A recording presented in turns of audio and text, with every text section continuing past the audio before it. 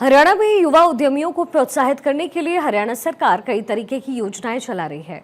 मुख्यमंत्री नायब सिंह सैनी ने युवाओं को उद्यमिता के लिए प्रेरित और प्रशिक्षित करने के लिए हरियाणा राज्य उद्यमिता आयोग की स्थापना की घोषणा की है। सरकार हरियाणा को देश का नंबर 1 स्टार्टअप हब बनाने के लिए प्रतिबद्ध है, जिसका लक्ष्य राज्य में स्टार्टअप्स की संख्या को 3 गुना करना है।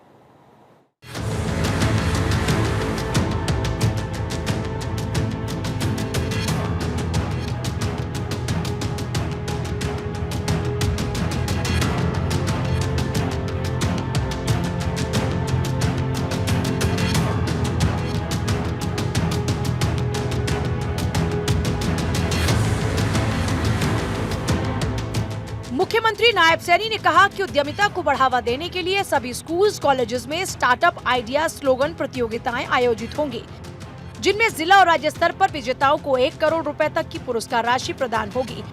उन्होंने कहा कि स्टार्टअप में विकसित होने वाले विचारों को स्टार्टअप नीति के तहत सरकार से पूर्ण माइक्रो फाइनेंस सहायता मिलेगी।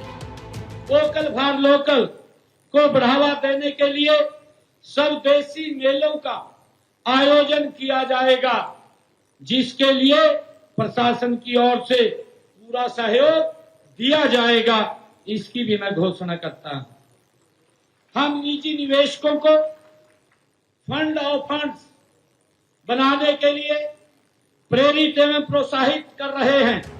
मुख्यमंत्री ने कहा कि पीपीपी मॉडल के तहत उत्कृष्टता केंद्र स्थापित किए जाएंगे। युवाओं के कौशल की पहचान और विकास के लिए जिला और राज्य स्तर पर प्रतिवर्ष कौशल प्रतियोगिताएं आयोजित की जाएंगी।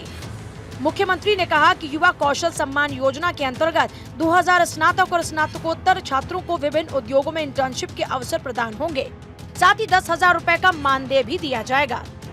विश्व कौशल ओलंपिक में हरियाणा के पदक विजेताओं को 10 लाख रुपए तक का नगद पुरस्कार हरियाणा सरकार की तरफ से दिया जाएगा। अगर वे अपना खुद का व्यवसाय करना चाहते हैं तो सरकार उन्हें 10 लाख रुपए अतिरिक्त वित्तीय सहायता भी प्रदान करेगी। मुख्यमंत्री ने कहा कि सरकार के प्रयासों के परिणाम अब स्पष्ट रूप से नजर आ रहे हैं। वर्तमान में ही हरियाणा में 9,000 से ज्यादा मान्यता प्राप्त स्टार्टअप्स हैं और इससे भी ज्यादा उत्साहजनक बात यह है कि लगभग 45% स्टार्टअप्स महिलाओं द्वारा संचालित हैं, जो हमारी बेटियों के बढ़ते सशक्तिकरण को दर्शाता है। आज हरियाणा भारत के स्टार्टअप की संख्या में 7वें बड़े राज्य के रूप में ये काम कर रहा है। ये उभर करके सामने आया है। ये हमारे लिए बड़े गर्व की बात है। आदरणीय नरेंद्र मोदी जी की कुशल नेतृत्व में केंद्र सरकार ने भी अनेक योजनाएं युवाओं को आगे बढ़ाने के लिए चलाई हुई हैं और ये योजनाएं एक ऐसा इकोसिस्टम तैयार कर रही है जहां हर युवा अपने सपनों को साकार कर सकता है। मुख्यमंत्री ने कहा कि कई युवाओं के पास शानदार विचार होते हैं, लेकिन अक्सर धन की कमी के कारण वो अपने सपनों को साकार नहीं कर पाते। ऐसे में मुद्रा योजना 10 लाख रुपए तक बगैर किसी गारंटी के ऋण प्रदान कर इस बाधा को दूर करती है। नवाचार की नींव बचपन में ही रखी जानी आवश्यक है। हमने स्कूलों,